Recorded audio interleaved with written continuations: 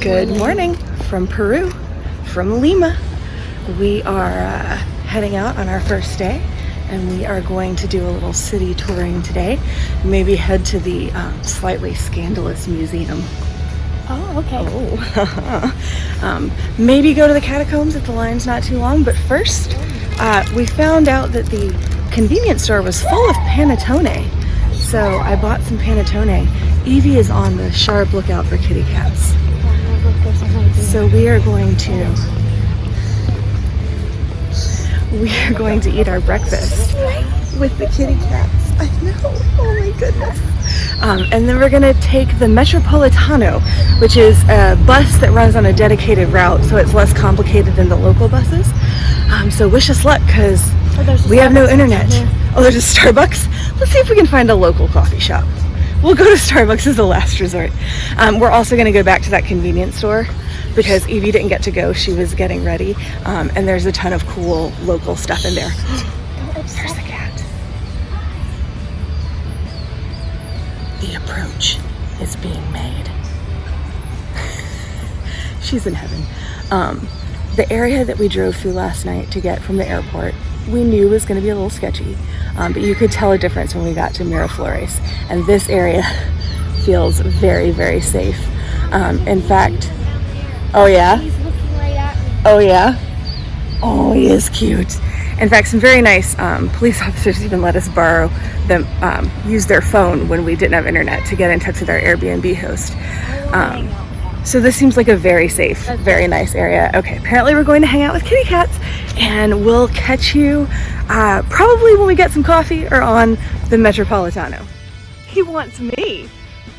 I started taking a video of Evie petting this beautiful, beautiful pussycat. And then as soon as, oh my goodness, as soon as I took out my phone, he came to me instead. Hi, beautiful. Oh, they're so sweet and friendly. Oh, he's coming over. But look at this guy living his absolute best life behind a thing of marigolds. Like, that cat right there. That cat is living his life. Oh, hi, you're beautiful too. We've had two cats that color. We have bad luck with cats that color. Hi, sweet boy.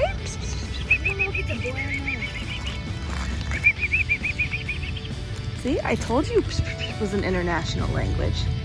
Hi. Oh, you're so sweet. We are in Parque Kennedy, named after President John F. Kennedy. Oh, hey, it's on the sign right there. Named after John F. Kennedy. Now pretty much known for its cats and for being the center of Miraflores, which is kind of the nicer, maybe more touristy area. Oh, and I think there might be a sign actually about the cats. It is an authorized zone for feeding cats. It's possible that the whole video today is just going to be the cats. Because look at this boy. You're so pretty. Oh, so sweet.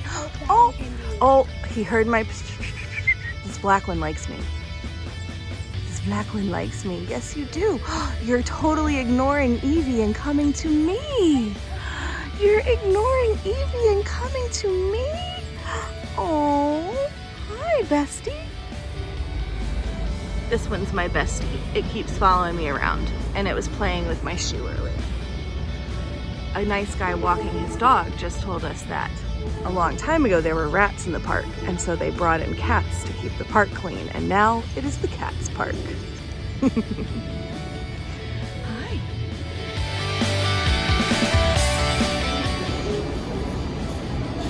So, we made it, navigated the Metropolitano bus system, had to get off at a stop we didn't expect and get back on, but that was okay. We figured it out.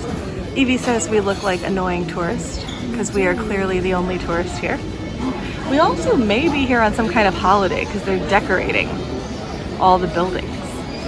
For some reason, this is making Evie very nervous. So we stopped in a little cafe and we got a tomalito pan y cafe. And here is our pan.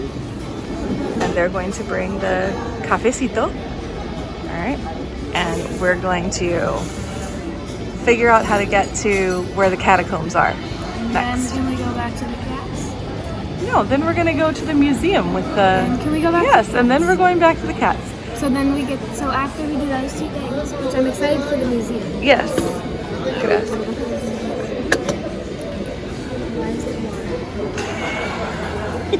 It's a really good question. I don't know. It's water, y'all. I don't know what's going on. We'll figure it out. Oh, and apparently I was still filming. Or not. I don't know exactly. If I started filming by accident. We'll see. So they brought us, turns out they brought us Americanos because we were Americanos. So they brought us espresso in this little pitcher.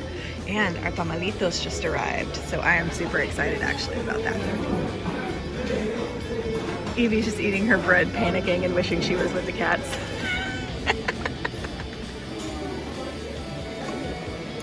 So the tamal is a tamal, and it has chicken in it. And Evie is only so-so on the whole corn chicken thing for breakfast. The coffee, she says, is a little watery because, you know, it's an Americano, and that's what happens. Is the bread okay? You want your muffin? Your panettone? Okay. We found our way to the church where the catacombs are. And Evie is not enjoying it because we're the only tourist here. So this is making her very nervous. There's also a lot of construction going on. So we'll see what the deal is. So you are not allowed to take video or photos in the church or in the catacombs. So please enjoy these photos that I stole from the internet.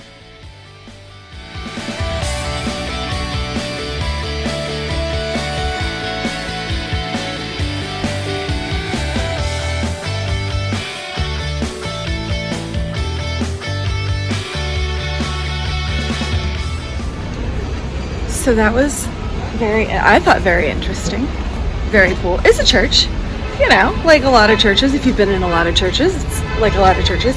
But this one had a lot of Moorish architecture. The tiles and things came from Sevilla in Spain, and the cupola was a Muslim architectural design, you know, where it's very geometric and a lot made of wood. And yeah, it was different inside, architecturally speaking. It was very cool. And then what did you think of the catacombs? We got there and there were a whole bunch of people that are on a mission trip, and they're from Galax, Virginia and Winston-Salem. So we ran into some people from our home area while we were there, which was very funny. The catacombs were interesting. They're not as detailed, or the ossuary isn't quite as stunning as the ones that are in Rome, but it was still worth doing.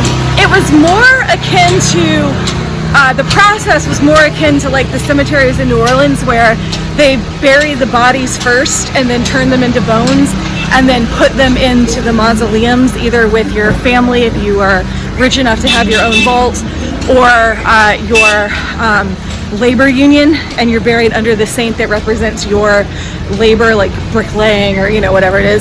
Or they have the fraternities too, where just groups of regular people have bought vaults in the cemetery.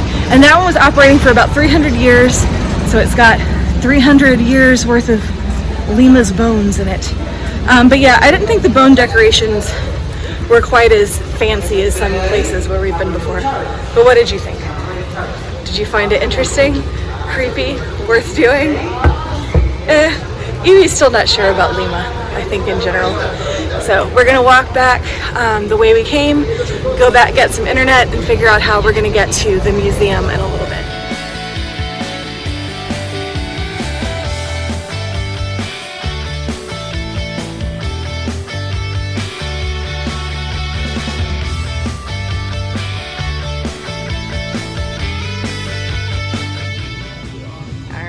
have the chincha morada, and we have mango juice. Evie's gonna have the mango juice, and I'm going to explore what a chincha morada is, because I actually have no idea. How is the mango juice? Disappointing? No?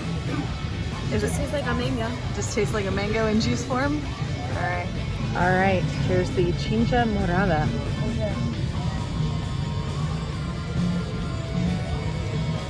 No. It tastes like spices. It tastes like clove and cinnamon and stuff. It's very interesting. Yeah. It I'm gonna have to look up what this is later. But it definitely tastes like Christmas spices. Alright, so Evie has the pollo de ají. What? She's exploring. Is it a potato? Okay. So it's like a creamy garlic chicken, I think. Good. And rice, and apparently has a potato and an olive and egg that she disdainfully tossed to the side. I got a causa, which has chicken, and it's like a chicken salad layered with potato salad and avocado on top with tomato and an olive and lettuce. So, oh, Evie's going to town over there. All right. What are you doing? Getting more chicken. Oh, getting more chicken? All right, so she's trying the causa even though she doesn't really want to. What do you think? What did you think of your, whatever that's called? Gallina de ají, I think. It tastes like curry. Off-brand curry. Off-brand curry. I will say that nothing is extremely super flavored. Like it's not spicy. It's not even super like seasoned. Like there's not a lot of like fancy flavor to it. Oh, you think that yours is? Yours is more so than mine. But this is good. I only like it with rice. You like it with the rice? Yeah. All right, well, this was our first Peruvian meal, so we'll see where we go from here. She's working up the courage to try the pinche morada, I think it was.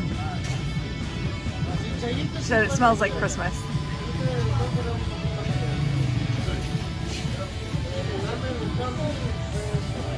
It's not like scary tasting. It's like perfectly normal tasting. It's just not what we typically have in like a cold drink. Do you taste it? No, you did not. You did not taste it. I saw it come down from the straw before it went in your mouth. Okay, either taste it or not, but don't like backwash it into my drink. Not for you? Not for you? You didn't even taste it, did you? I did.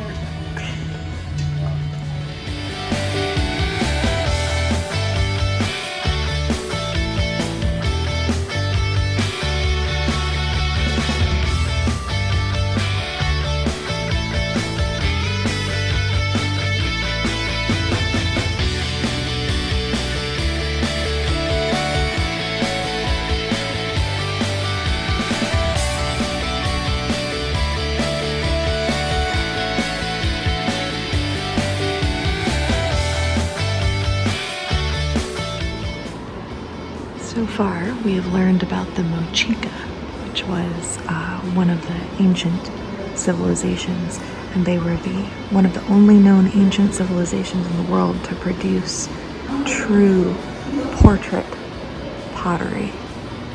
So these actually were meant to accurately represent the person they were sculpting. We also learned about the three gods in the Mochica, and who were the three? What were the three gods? Felines, serpents, owls, and owls. And as you move through history, you have representations of the feline being the ultimate divine, conquering the deer. And then, as you move through time, you have representations of humans conquering deer. So humans are growing in their power, and that's represented in the pottery. And then by the time you get all the way to where the Spanish make contact for the first time, you end up with men carrying deer and men carrying felines, representing the feline god overpowered and defeated as if it were a deer.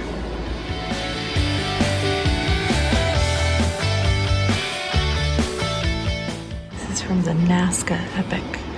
One day I'll get to the Nazca lines, but for this trip I'm going to be satisfied with getting to Machu Picchu.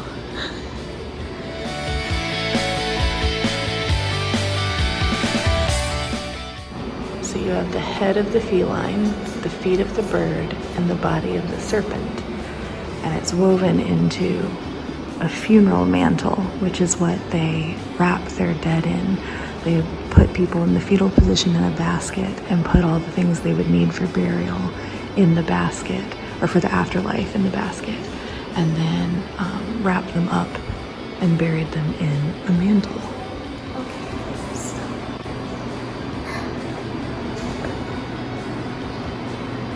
So human sacrifices in the Mochicha world were a thing.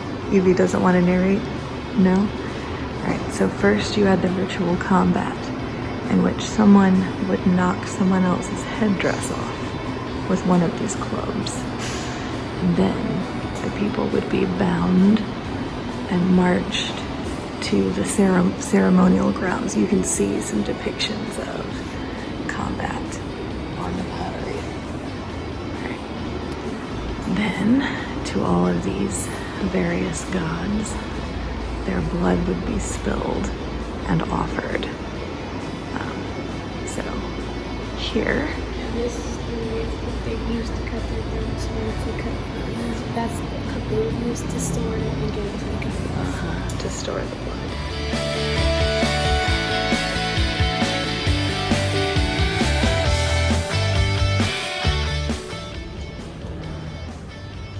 So they keep their storerooms open to the public, and it's one of the only museums in the world that does that. So you can see everything they have, even what's not on display.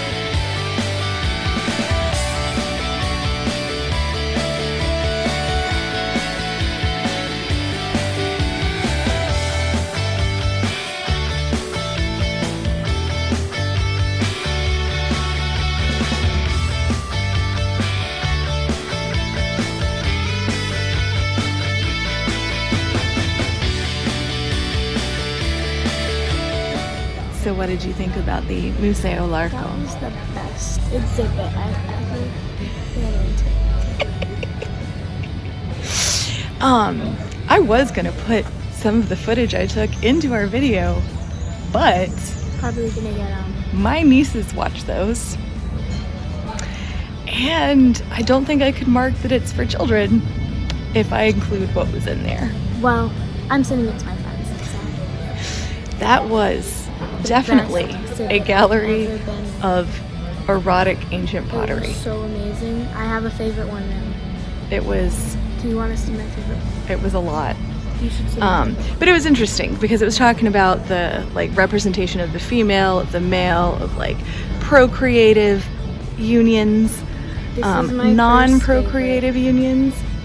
Oh, and that's yes. my second. Oh yes. But they were very. They didn't hold anything back. Those. ¿Se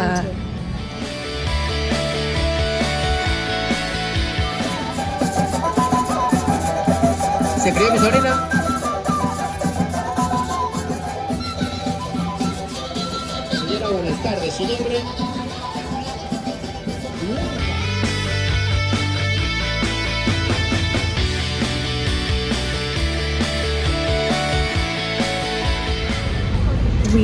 survived our second Uber ride, I have noticed that all 3 of the cars we've been in have been stick shift. Have you noticed that? And that stoplights and lanes and all those things are more of a suggestion here. People just kind of do what they want while driving, which makes it a very interesting experience. Horns are how you announce what you're doing, and then you're just doing it, whether or not it's allowed. So we got some ice cream. What'd you get? Mint. And is it good? I got strawberry and chocolate underneath a shell, so I'm excited to try this. We're back in the cat park, in case you couldn't guess. There is an artisan fair going on over there that I might go check out in a little bit. But I think we're gonna call it a day. I think we're both tired. We were both almost falling asleep in that last Uber ride. I fell asleep. Yeah, so we might get some rest so that we are all ready for our travel day to the Andes tomorrow. So we'll probably like just chill over here. Yeah, Have dinner in a little like later. yeah, yeah. And then just like chill in our room. And get everything ready. All right, well, we'll see you tomorrow on our next adventure. So we did stop at the convenience store and we got some snacks. We got some Inca chips that are made with the purple and blue and red potatoes, and Evie got the Lay's made with Peruvian potatoes, wavy and with spicy pepper. So it tastes like a different kind of potato. oh, does it? Okay. So what do the spicy Lay's potatoes chips taste like? This is what they look like. They're almost more of a Ruffles texture than a wavy Lay's texture.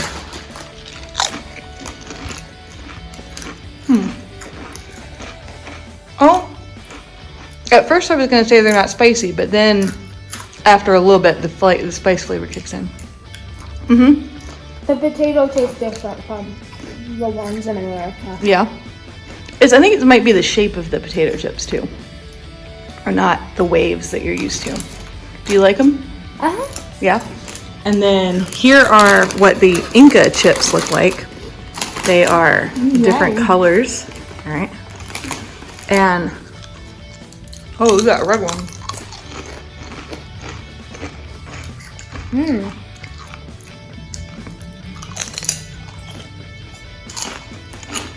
They taste like normal potato chips, but they're a little bit like thicker cut That's yummy. and salty. Yeah, those are pretty good. That's And Evie got a Fanta, but we also got 2 Peruvian sodas. We got an Inca Cola, which I think all of us have had before at Disney or the World of Coke. But this one is sin azúcar, so it's a diet Inca Cola. And then we got this, which is a Guaranita, the original flavor. So we'll see what those taste like. And Evie also got a pineapple Fanta, but we've all had that before too. It smells really good. Smells good.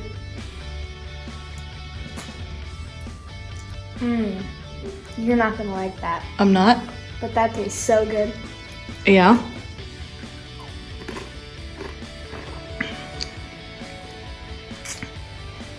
That actually kind of tastes like Inca Cola. Oh. It has kind of a tutti fruity bubblegum flavor. It tastes like What do you my think? favorite Japanese soda. The blue one? Yeah. Yeah. All right, well there's that for you. That smells amazing. That also tastes. Yeah, Inca Cola is delicious. And the sugar-free version is also good. So